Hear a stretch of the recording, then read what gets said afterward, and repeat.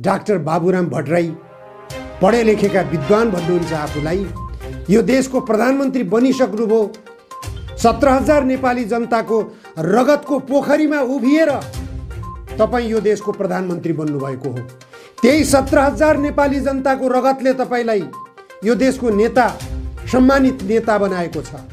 तर आज त्यही 17,000 नेपाली जनताको रगतको अवमूल्यन गर्दै अमेरिकी धुरीमा तपाईँ ढल्किराख्नु भएको छ र नेपाललाई अमेरिकाको उपनिवेश बनाउन तल्लीन भइरहनु भएको छ। युक्रेनलाई कसले फसायो? अमेरिकाले फसायो कि फसाएन? युक्रेनले अमेरिकाबाट कति डलर प्राप्त गरिसक्यो? त्यो डलर कहाँ गयो? त्यो लगानी कहाँ गयो? युक्रेनलाई अमेरिकाले नेटोको सदस्य बनाउने दुस्साहस नगरेको भए अहिले युक्रेनको हालत त्यो हुन्थ्यो? युक्रेनबाट किन भाग्यो अमेरिकी सेना, नेटोको सेना सबै? यो सबै विश्लेषण गर्नु। युक्रेनको पक्षधरता लिएर तपाईले वकालत गर्दै हुनुहुन्छ। यो देशलाई भड्खालोमा जाग्दै हुनुहुन्छ। यो देशमा अमेरिकाको सैन्य शक्ति बोलाउँदै हुनुहुन्छ। यो देशमा चीनको आक्रमणको निशाना बनाउन खोजिराख्नु भएको छ।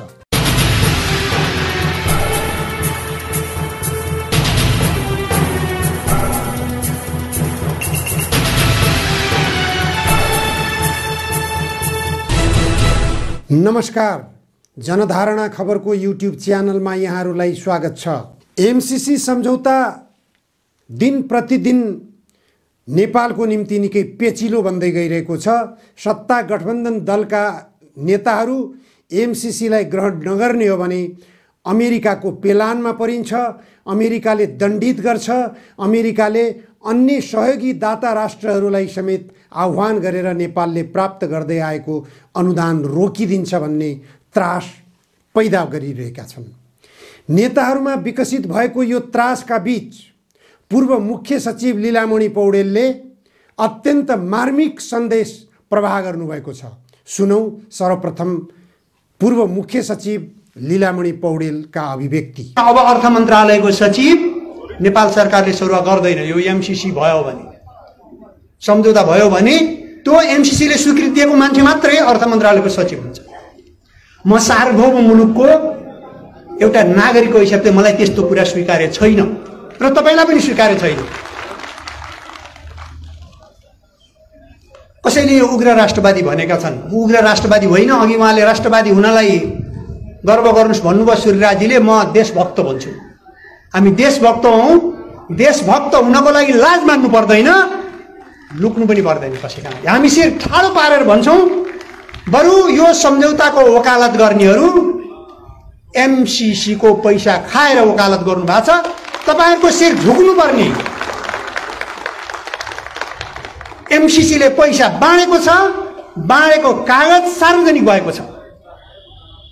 कसलाई कति दिने भनेर, कुन मिडियालाई दिने, कुन मान्छेलाई दिने, कस्ता संस्थालाई दिने भनेर सार्वजनिक भएको छ।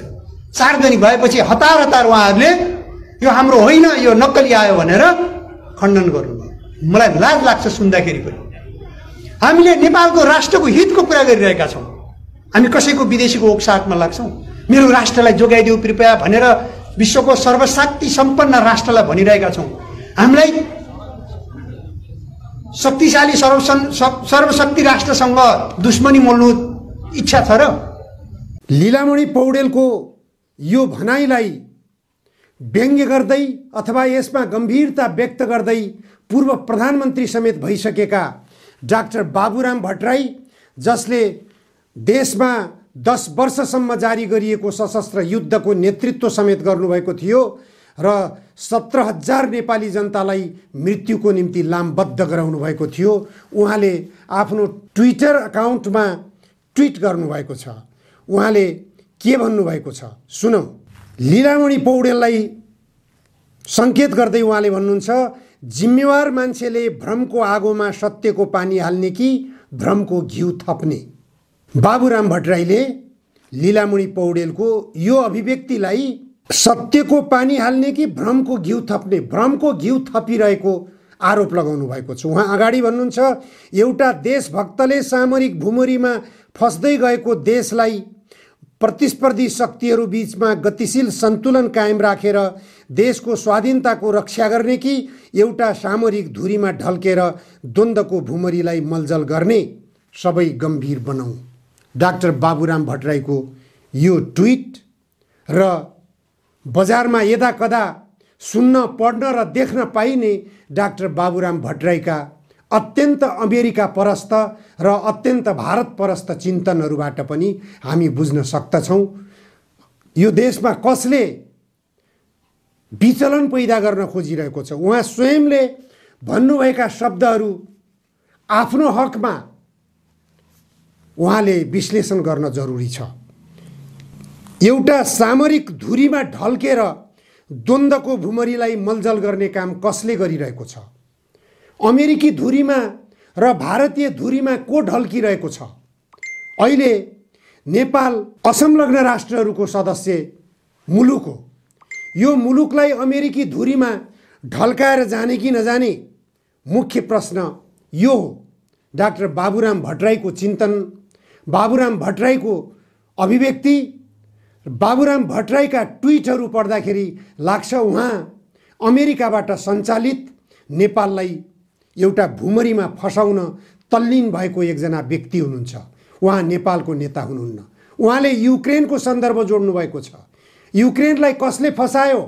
अमेरिकाले फसायो कि फसाएन? युक्रेनले अमेरिकाबाट कति डलर प्राप्त गरिसक्यो? त्यो डलर कहाँ गयो? त्यो लगानी कहाँ गयो? युक्रेनलाई अमेरिकाले नेटोको सदस्य बनाउने दुस्साहस नगरेको भए अहिले युक्रेनको हालत त्यो हुन्थ्यो जो अहिले भइरहेको छ। युक्रेनलाई अमेरिकाले नेटोको सदस्य बनाउन खोज्नु र नेपालमा अमेरिकाले एमसीसी ल्याउन खोज्नु एउटै किसिमको दृष्टिकोण हो, एउटै भड्खालो हो। युक्रेनलाई अमेरिकाले नेटोको सदस्यमा बाँध्ने दुष्प्रयास गरेकै कारणले गर्दा रुसले आफूलाई असुरक्षित महसुस गर्यो। जुन कारणबाट युक्रेनमा रुसले आफ्नो हस्तक्षेप बढाउन आवश्यक ठान्यो। यदि रुसले युक्रेनमा हस्तक्षेप नगरेको भए रुस खतरामा पर्थ्यो। अमेरिकाको निशानामा रुस परिसकेको थियो। युक्रेनको छेउमा 8,500 नेटोका सैनिकहरू बसिरहेका थिए। आज ती सैनिक कहाँ गए?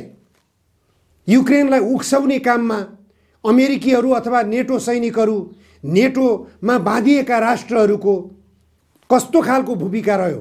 डाक्टर बाबुराम भट्टराई पढे लेखेका विद्वान भन्नुहुन्छ आफूलाई। यो देशको प्रधानमन्त्री बनिसक्नुभयो। 17,000 नेपाली जनताको रगतको पोखरीमा उभिएर तपाईँ यो देशको प्रधानमन्त्री बन्नुभएको हो। त्यही 17,000 नेपाली जनताको रगतले तपाईँलाई यो देशको नेता, सम्मानित नेता बनाएको छ। तर आज त्यही 17,000 नेपाली जनताको रगतको अवमूल्यन गर्दै अमेरिकी धुरीमा तपाईँ ढल्किराख्नु भएको छ र नेपाललाई अमेरिकाको उपनिवेश बनाउन तल्लीन भइरहनु भएको छ। पूर्व मुख्य सचिव लीलामणि पौडेलले त जे भन्नुभएको छ बिल्कुल ठिक भन्नुभएको छ। उहाँले जे देख्नुभएको छ, एमसीसी आयो भने यो देशलाई कहाँ पुर्याउँछ भन्ने कुरा राम्रोसँग विश्लेषण गर्नुभएको छ। युक्रेनी सेनालाई अमेरिकी सेनाले दिएको पैसो कहाँ गयो? अमेरिकी सेनाले युक्रेनी सेनालाई उपलब्ध गराएको हतियार कहाँ गयो? अफगानिस्तानका राष्ट्रपति अशरफ घानीलाई अमेरिकाले दिएको डलर कहाँ गयो? किन भागेर जानु पर्यो अशरफ घानी? अमेरिका किन अफगानिस्तानबाट पलायन हुनु पर्यो? युक्रेनबाट किन भाग्यो अमेरिकी सेना, नेटोको सेना सबै? यो सबै विश्लेषण गर्नुस्। कुनै पनि सामरिक शक्ति सम्पन्न राष्ट्रसँग झुक्ने होइन, त्योसँग बच्ने हो, त्योसँग दूरी बनाउने हो, त्योसँग नजिकिएर आफू सुरक्षित हुन्छु भन्ने दिवा स्वप्न नदेख्दा राम्रो हुन्छ।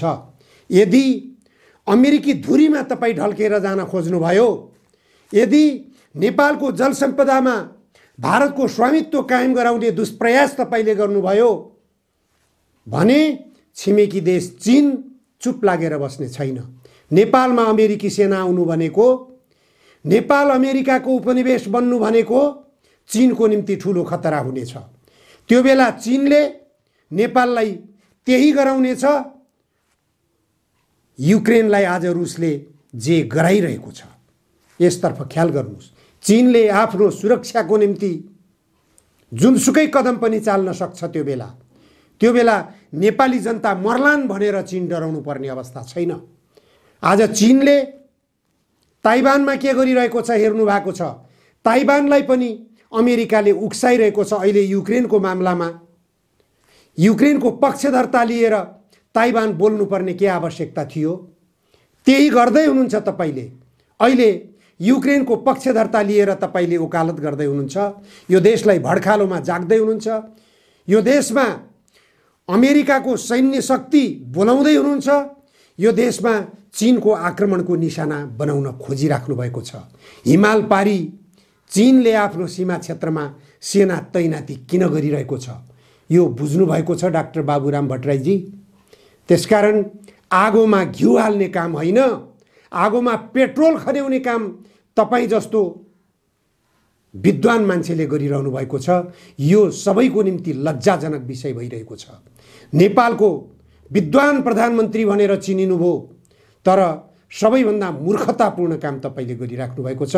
तपाईका अभिव्यक्तिहरू सुन्दा, तपाईका लेख टिप्पणीहरू अन्तर्वार्ताहरू हेर्दा सुन्दा उदेक लागेर आउँछ तपाईँ नेपाली नागरिक हो कि अमेरिकी नागरिक हो। गम्भीरतापूर्वक आफ्नो विश्लेषण आफै गर्नुस्। आत्ममूल्याङ्कन तपाईले गर्ने बेला आएको छ। तपाईले पूर्व मुख्य सचिव लीलामणि पौडेललाई जुन शब्द प्रहार गर्नुभएको छ ट्विट मार्फत, ती शब्दहरू आफ्नै हकमा लागू गर्नुस्। आफूलाई आत्मसमीक्षा गर्नुस्। हस्, आजलाई यति मात्र। धन्यवाद।